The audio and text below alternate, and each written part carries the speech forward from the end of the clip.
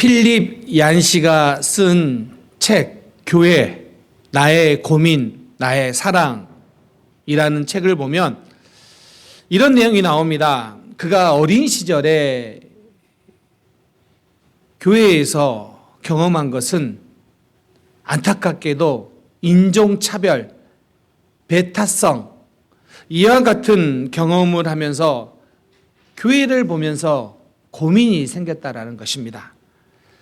거룩을 이야기하지만 갈등이 일어나고 사랑을 이야기하면서도 정작 판단하고 또 배척하는 경우가 많았다라는 것입니다. 그럼에도 불구하고 교회를 나의 사랑이라고 할 수 있는 이유는 무엇이냐면 비록 교회는 불완전하지만 하나님께서 세상을 구원하시기 위하여 사용하시는 유일한 영적 공동체, 그것이 교회다. 그래서 예수님이 교회를 위해서 목숨을 버리신 것처럼 그리스도인들도 교회를 외면할 수 없다. 이 결론에 도달한다라고 말을 합니다. 여러분, 우리가 신앙생활을 하면서 가끔은 이런 생각을 합니다. 교회, 그러면 나의 고민인가, 나의 사랑인가? 그런데 어느 경우에는 안타깝게도 나의 고민인 경우가 있습니다. 그런데 교회가 나의 고민이 되는 이유가 무엇일까요? 오늘날 세상이 교회를 비판하는 목소리가 분명 있는 것은 사실입니다. 아니, 시대를 거슬러 올라가서도 많은 경우 교회를 비판했습니다. 그런데 이 비판하는 원인을 찾아보면 대부분은 교회 지도자나 직분자들 때문에 이런 비판의 소리가 나오고 있다는 것입니다. 교회에 분명히 안에는 열심 있는 사람들이 있습니다. 그리고 하나님은 그 열심 있는 사람들을 통하여 교회를 세우십니다. 이거 사실입니다. 은혜로운 일입니다. 그런데 안타깝게도 반대로 그 열심 있는 사람들 때문에, 그들의 그 열심 때문에 때로는 교회의 이미지를 무너뜨리는 주된 원인이 된다라는 것입니다. 실제로 교회에 갈등을 일으키는 사람들을 보면 저 같은 목회자나 직분자들이 일 경우가 훨씬 큽니다. 새신자나 청소년들 때문에 교회에 갈등이 일어난다, 이런 경우는 거의 없어요. 안타깝게도 가장 열심 있는 목회자, 직분자들이 주 원인이 된다라는 것입니다. 작년 한국의 목회 데이터 연구소가 발표한 그 기록에 따르면 한국의 기독교인의 6%가 지난 10년 동안 줄었답니다. 지난 10년간 6%니까 엄청 많이 준 거죠. 그런데 그 중에서도 20대에서 40대가 10%가 줄었답니다. 지난 10년 동안. 그런데 여러분, 왜 줄었을까요? 그게 오늘 제가 계속 서두에서 이야기하고 있는 고민, 나의 고민에 해당하는 그런 여러 이유 때문이에요. 중고등학교는 정말 심각합니다. 오늘날 한국에서 뭐라고 말하냐면 중고등학교는 선교지다라고 말해요. 그래서 선교사님들이 선교를 나가는 것처럼 이제는 중고등학생들을 대상으로 그런 선교지라고 생각하면서 그들을 사역해야지, 그 정도로 심각한 위기가 왔다라고 말을 합니다. 자, 우리 모두는 교회 안에 있는 사람들입니다. 자, 그렇다면 여러분의 말 한마디나 행동 하나가 때로는 누군가 교회를 등지고 교회 밖으로 나가려고 하는 사람들에게 영향을 줄 수 있다는 것입니다. 혹시 여러분의 따가운 말 한마디, 차가운 시선 그 하나가 혹시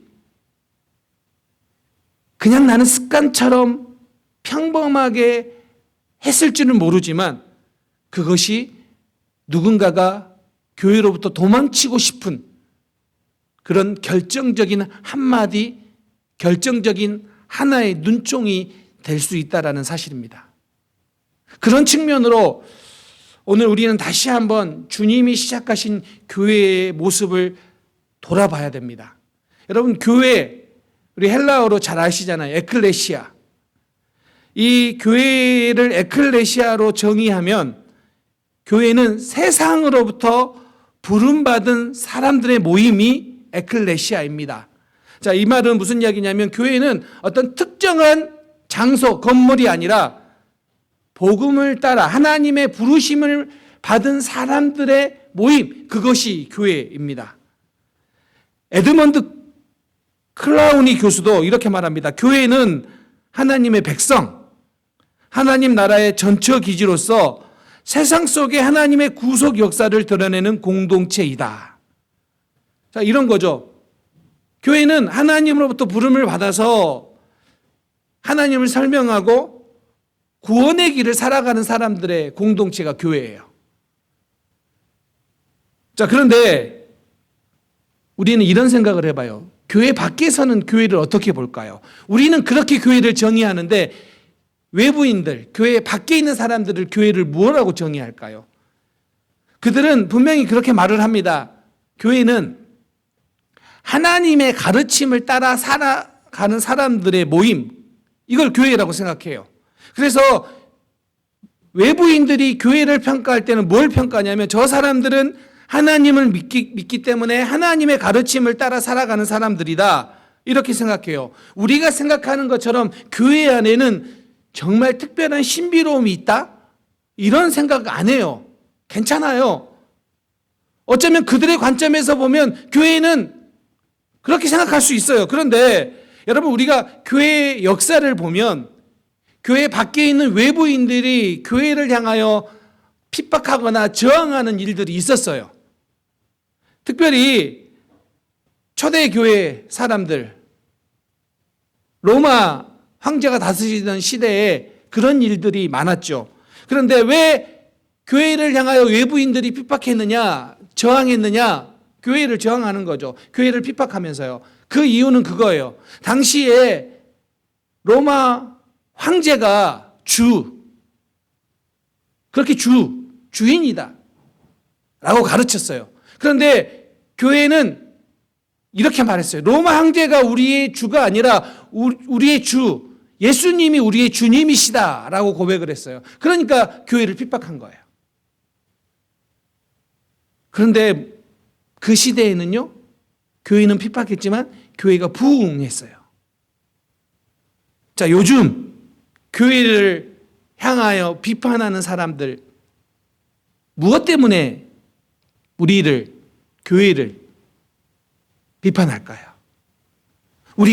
교회가 예수님이 우리의 주님이십니다, 그 고백을 했다고 비판하는 사람은 없어요. 그럼 왜 비판해요? 주된 원인이 뭐예요? 왜 교회를 부정적으로 생각하고 있고 그리스도인들을 비판하느냐? 그 주된 원인은 교회가 마치 어떤 종교 체계처럼 생각 때문에 우리를 비판하는 거예요. 교회가 본질이 사라지고 마치 종교적인 의무나 전통적인 행위를 지키는 집단으로 판단하고 평가하기 때문에, 그래서 무슨 어떤 종교 체계를 가지고 있는 집단으로 평가를 하기 때문에 자꾸 교회를 향하여 비판을 해요. 예를 들어서 이렇게 표현할 수 있어요. 예배당만이 거룩한 장소이다. 그래서 이 정해진 장소에만 와야 된다, 이렇게 말을 하다 보니까 어떤 현상이 일어나냐면 교회인들이 교회 안에서는 경건한 척하지만 실제로는 그렇지 않다라는 거예요. 그래서 교회를 떠난 20대 청년들이 하는 말들 중에 하나가 이런 거예요. 가슴 아프지만 교회는 말로는 사랑을 외치지만 정작 사람을 판단하는 곳 같다. 이런 이야기요. 교회가 외형적인 어떤 규칙을 거룩함으로 생각하고 있다는 거예요. 외형적인 규칙, 어떤 규칙들이요. 이런 사건이 있어요. 1970년대 코사메사에 있는 한 교회에서 일어난 사건이에요. 당시에 히피들이 예수님을 믿고 교회에 오기 시작했어요. 근데 여러분 아시다시피 그 당시 히피들은 신발도 신지 않고 머리도 길렀고 더러웠어요. 지저분했어요. 그래서 교회에 들어오는데 그때 한 교인이 이런 말을 해요. 저 사람들 때문에, 저 젊은이들 때문에 교회의 새로 깐 카펫이 더러워진다. 실제로 있었던 일이에요. 그때 그 교회 목사님이 이렇게 말했어요. 만약 카펫이 그들을 막는다면 카펫을 치워라.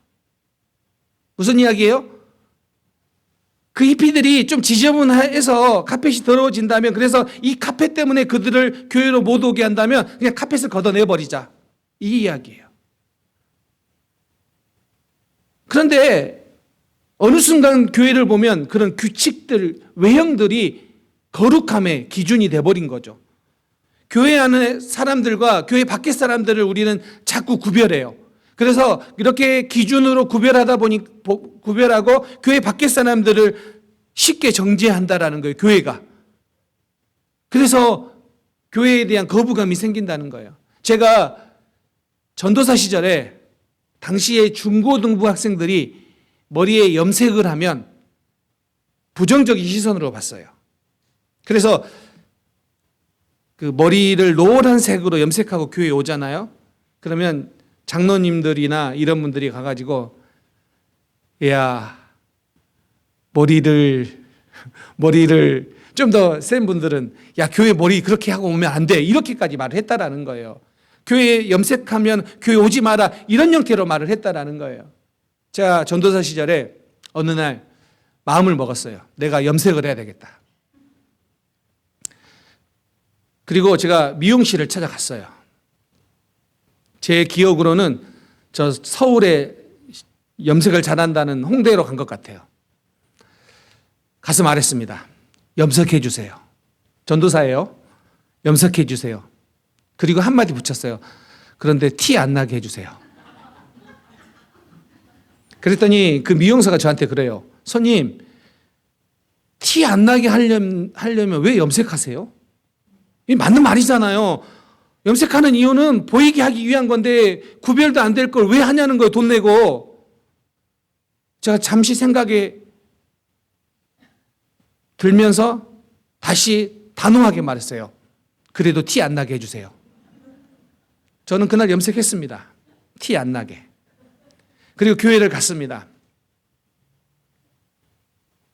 아무도 못 알아봤습니다. 아무도 못 알아봐서 제가 속으로 섭섭했습니다. 좀 더 세게 할 걸. 그게 제가 지금까지 염색했던 첫 번째고 마지막입니다. 그런데 제가 염색을 하면서 이런 생각을 했어요. 자, 이건 염색의 문제가 아니라는 거예요.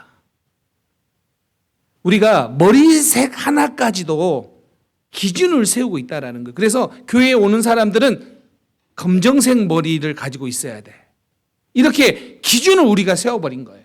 그래서 이 기준에 벗어난 사람들은 교회에 오면 불편하는 거예요. 자꾸 교회가 그런 거에 집중하기 시작한다라는 거예요. 그래서 교회는 자꾸 우리와 다르다. 그래, 저 사람들, 저 곳은 그런 곳이야라는 그런 인상을 주고 있다라는 거예요. 여러분, 다시 한번 우리를 생각해 봅시다.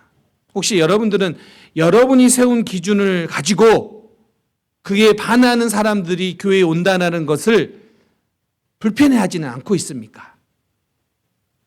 우리는 덕스럽게 한다라는 미명 아래서 자꾸 어떤 사람들을 평가하고 있지 않느냐는 거예요. 판단하고 있지 않느냐는 거예요. 오늘 본문을 볼까요? 오늘 본문을 보면 세베대의 아들들의 어머니가 나와요. 이 어머니가 예수님께 찾아와가지고 청탁을 합니다. 나중에 주님의 나라에 내 아들 하나는 우편에 하나는 좌편에 세워달라고 청탁을 하는 거죠. 그런데 여기에서 나오는 이 어머니가 누구냐면 전통적인 성경학자들의 견해가 이 세베대의 아들들의 어머니는 예수님의 어머니와 자매 관계인 살로메라고 말을 해요. 그러면 이 아들들 야고보와 요한은 누구냐면 예수님의 친족 관계예요. 혹시 그게 아니더라도 마태복음 27장 59절과 마가복음 15장 40절에 보면 이 세베대의 어머니는 예수님과 동행했던 핵심 멤버라고 볼 수도 있어요. 그러니까 그 안에 중요한 사람이에요. 그러니 여러분 요즘 어머니들도 마찬가지지만 당시에 그런 어머니도 있었던 건 분명한 것 같아요. 우리 어머니의 치맛바람을 생각해 보면 와가지고 우리 아들들을 하나는 우편에 하나는 좌편에라는 이 말이 전혀 이상하지 않아요. 그렇게 청탁을 했어요. 그런데 그 이야기를 듣고 오늘 성경에 보면 먼저 반응한 사람들이 나와요. 누구냐면 동료 제자들이에요. 동료 제자들이 그 말을 듣고 분노해요. 왜 분노했을까요? 자기들 마음속에 동의라는 게 있었기 때문이에요. 내가 혹 좌편에 혹 우편에 서야 되는데 아니 저 어머니가 와가지고 저렇게 청탁을 하는 것을 보고 분노한 거예요. 자, 그렇다면 오늘 이 말씀은 예수님이 이제 이 청탁에 대해서 답변을 하시는데 이 답변은 당시에 다른 제자들에게도 다 해당하는 이야기예요. 동시에 오늘 여기에 모인 우리에게도 동일하게 해당하는 이야기예요. 하나는 좌편에 하나는 우편에. 예수님께서 뭐라고 대답하십니까? 오늘 본문 26절 27절에 보면 우리 함께 읽겠습니다. 시작. 너희 중에는 그렇지 아니하냐 하나니 너희 중에 누구든지 크고자 하는 자는 너희를 섬기는 자가 되고 너희 중에 누구든지 으뜸이 되고자 하는 자는 너희의 종이 되어야 하리라. 또 내가 내게 죄송합니다. 여기까지 읽겠습니다. 여기까지. 자, 여기서 지금 무슨 이야기 하고 있냐면 예수님께서 말씀하시는 거예요. 뭐라고 말씀하시냐면 진짜 위대해지고 싶냐? 그러면 다른 사람을 섬겨야 된다. 정말로 첫 번째가 되기를 원하느냐? 그러면 다른 사람의 종이 되어야 된다. 이건 세상이 절대 말하는 방법이 아니에요. 그런데 예수님은 이렇게 말씀하세요. 정말 너희가 위대해지고 싶느냐? 너희가 정말로 첫째 가는 사람이 되고 싶으냐? 그러면 어떻게 해야 된다? 섬겨야 된다. 이게 첫 번째 가는 방법이다라고 이야기하고 있는 거예요. 이거는 세상의 법칙과 완전히 반대되는 거예요. 예수님이 오늘 새로운 길을 시작하는데 우리에게 말씀하고 계시는 거예요. 세상의 법칙대로 교회가 하나님 나라가 갈 수 없다. 이것은 가치 체계예요. 하나님 나라의 가치가 어떠냐 이걸 보여주는 거예요. 하나님 나라의 가치는 어떻습니까? 정말로 으뜸이 되고자 하는 자는 섬기는 자리에 가야 된다. 섬기는 자가 돼야 된다. 이걸 말씀하고 계십니다. 여기에서 여러분 이 헬라어로 섬기는 자를 디아코노스라고 말해요. 이것은 음식을 공급한다라는 의미가 있는데 그래서 수종 들다. 음식을 공급하는 자리에서 수종 들다라는 뜻이 디아코노스예요. 성경학자 디에이카스는 이렇게 말을 해요. 디아코노스는 단순한 봉사자가 아니라 자기를 낮추어서 타인을 유익하게 한다라는 의미예요. 잘 들어보세요. 자기를 낮추어서 타인을 유익하게 하는 게 디아코노스, 섬기는 자예요. 그럼 종은 뭐냐? 헬라어로 둘로스, 우리 잘 알고 있는 단어죠. 이거는 뭐냐면 자기의 권리를 포기하고 주인에게 복종하는 게 둘로스예요. 웨인 구르덴도 이렇게 말을 합니다. 섬김은 성령의 열매이며 그리스도인의 삶의 본질이다. 자, 이 말을 그러면 우리 오늘날식으로 적용해 볼까요? 여러분, 교회에서 인정받고 싶습니까? 여러분, 교회에서 으뜸이 되는 자리에 앉고 싶습니까? 그러면 섬기는 자가 돼야 되고 종이 돼야 된다. 이 말씀하고 계세요. 그런데 우리는 자꾸 세상의 법칙을 가져와서 교회에 적용하려고 해요. 교회에서 영향력이 있고 높은 자리에 서고 힘이 좀 있으려고 하다 보면 어떻게 해야 돼요? 섬기는 자가 아니라 다스리는 자, 가르치는 자가 되려고 해요. 아니라고요. 그건 세상의 법칙이고 하나님 나라의 법칙은 뭐라고요? 섬기는 자, 종이 되는 것이 으뜸이 되는 거예요. 이걸 가르치고 있어요. 여러분, 하나님 나라의 으뜸이 되고 싶습니까? 그런 욕심 없으세요? 여러분, 다시 한번 질문할게요. 여러분, 정말 하나님 나라에서 으뜸이 되는 자가 되길 원하십니까? 아멘. 우리 그런 정도의 정말 간절한 마음을 가지고 있어야 되죠. 그러면 어떻게 해야 됩니까? 교회 안에서 어떻게 해야 돼요? 섬기는 자가 돼야 된다고요. 이게 주님께서 청탁하러 온 그 어머니에게, 그리고 그 말을 듣고 분노한 제자들에게, 그리고 오늘 나는 예수님을 따라 살아갑니다라고 하는 성도들에게 던지는 메시지입니다. 하나님 나라는 세상의 가치와 달라요. 그 대표적인 게 교회예요. 마태복음 16장 18절에 교회라는 단어가 나옵니다. 한번 읽어볼까요? 시작. 또 내가 내게 이르노니 너는 베드로라. 내가 이 반석 위에 내 교회를 세우리니 음부의 권세가 이기지 못하리라. 성경에 처음으로 교회라는 단어가 나와요. 예수님이 교회를 세우셨어요. 그런데 여러분, 이 교회 에클레시아를 장소적인 단어로 생각하면 안 돼요. 이 에클레시아, 이거를 congregation, 회중이라고 말해요. 그러면 예수님께서 교회를 선언하실 때 뭐라고 하신 거냐면, 나는 완전히 새로운 사람들의 모임을 선포한다라고 말씀하고 계시는 거예요. 여러분, 이전까지 사람들은 성전 그러면 거룩한 장소라고 생각했어요. 그런데 예수님께서 이제 말씀하셔요. 아니다. 그것은 끝났다. 이제 더 이상 신성한 장소는 없다. 나는 사람들이 모이는 회중을, 에클레시아를 세울 것이며 나는 그들이 가는 곳마다 함께 하겠다. 이게 예수님께서 말씀하신 교회예요. 그리고 그 교회를 어떻게 설명하시냐면 내가 새 언약을 맺었다라고 말씀하세요. 누가복음 22장 20절에 보면 이렇게 말씀하십니다. 함께 읽겠습니다. 시작. 저녁 먹은 후에 잔도 그와 같이 하여 이르시되 이 잔은 내 피로 세우는 새 언약이니 곧 너희를 위하여 붓는 것이라. 예수님께서 말씀하세요. 새 언약을 세우신다고요. 근데 새 언약을 어떻게 세우세요? 어떻게 해요? 내 피로 세우신다고요. 이전까지는 사람들이 신성한 장소, 신성한 사람들, 신성한 재물들을 이야기했는데 예수님께서 말씀하세요. 이제 새 언약을 세우겠다. 어떻게 해요? 내 피로. 새 언약을 세우실 때 예수님이 그냥 잉크가 아니라 내 피로 쓴 언약서, 그걸 말씀하고 계세요.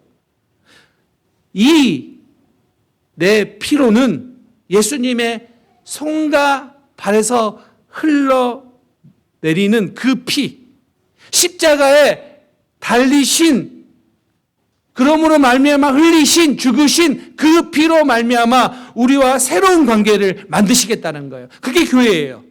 그래서 여러분, 이제 더 이상 죄를 위한 희생은 필요가 없어요. 내 죄를 위한 죽음은 필요가 없다라는 거예요. 왜요? 예수님이 새 언약을 맺으셨기 때문에, 피 흘리심으로 새 언약을 맺으셨기 때문에 이제 더 이상 우리에게 죄를 용서받기 위한 거룩한 장소인 성전이 필요 없게 된 거예요. 그리고 예수님께서 이제 말씀하세요. 예수님이 성전 되셨고 이제 우리가 성전이다 라고 말씀하세요. 고린도전서 3장 16절 17절 말씀 읽겠습니다. 시작. 너희는 너희가 하나님의 성전인 것과 하나님의 성령이 너희 안에 계시는 것을 알지 못하느냐. 누구든지 하나님의 성전을 더럽히면 하나님이 그 사람을 멸하시리라. 하나님의 성전은 거룩하니 너희도 그러하리라. 여기서 너희가 누구냐면 공동체예요. 뭐예요? 믿는 사람들의 모임, 교회가 성전이에요. 이게 하나님의 성전이 된 거예요. 장소가 아니라 교회가. 그리고 이제 우리가 교회가 된 거예요. 여러분이 교회입니다. 여러분 믿으십니까? 예배당 장소가 아니라 우리가 교회가 된 것입니다. 그러면 여러분 우리는 주님이 세우신 의도답게 교회가 되어야 됩니다. 그게 우리가 교회가 된 방법이에요.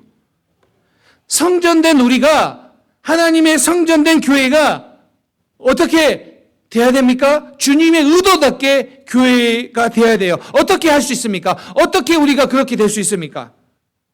제가 서두에 이야기했던 것처럼 필리 안씨가 교회를 떠났어요. 나의 고민이 되어서. 근데 다시 교회에 돌아와요. 근데 그가 교회에 돌아와서 이렇게 말을 합니다. 교회에 돌아볼 수밖에 없는 이유가 있었다. 그것은 교회 안에 하나님이 계시고 교회 밖에서는 절대 경험할 수 없는 은혜가 있기 때문이었다. 교회 밖에서는 절대로 경험할 수 없는 하나님의 은혜가 있었기 때문이었다. 자, 그러면 우리가 어떻게 주님을 보여줄 수 있습니까? 여러분, 영성이라는 것은 주님이 가르치신 말씀을 내가 얼마나 많이 알고 있느냐가 아니라 그걸 얼마나 내가 알고 있는 그 말씀을 내가 살아내느냐예요. 그래서 이렇게 말해요. 우리가 어떻게 교회를 세울 수 있습니까? 우리가 어떻게 주님을 사랑할 수 있습니까? 어떻게 우리가 교회됨을 보여줄 수 있습니까? 이렇게 말해요. 요한복음 13장 35절 함께 읽겠습니다. 시작.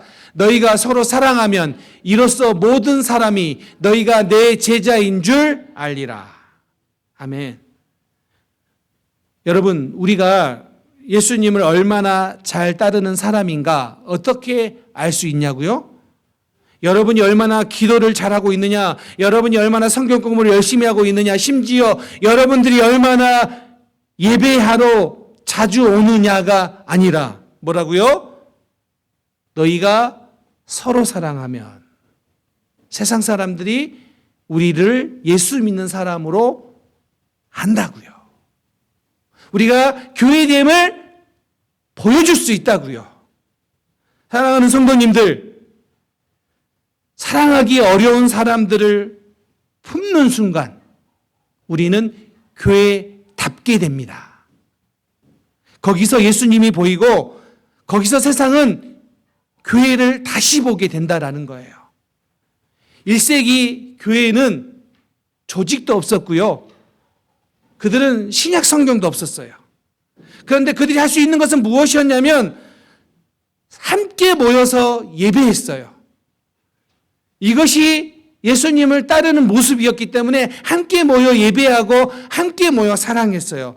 왜냐하면 그 1세기 교회 안에는 가난한 사람도 있었고 종도 있었어요. 반면에 거기에는 부유한 사람도 있었고 주인도 있었어요. 그런데 함께 할 수 없는 사람들이에요. 근데 그 사람들이 함께 모인 거예요. 함께 모여서 예배하다 보니까 사랑할 수밖에 없는 거예요. 이게 초대교회였어요. 그리고 초대교회가 세상 사람들에게 세상의 핍박을 받으면서도 살아남을 수 있는 이유가 바로 그거였습니다. 사랑하는 성도님들, 주님을 사랑하기에 섬김의 자리에 가는 것, 거기에 서는 것, 그것이 주님께서 세우신 교회를 섬기는 방법입니다. 교회로 부름받은 우리입니다. 우리가 교회입니다. 교회답게 살아야 됩니다. 그래야지 세상이 우리를 통하여 주님을 보게 됩니다. 그것은 우리가 주님을 사랑하기에 섬기는 자리에서 사랑하는 것입니다. 그런 교회다운 성도, 교회다운 공동체가 우리 사랑하는 성도님들이고 우리 은혜샘 교회 공동체 될 수 있기를 주님의 이름으로 축원합니다. 아멘. 기도하겠습니다.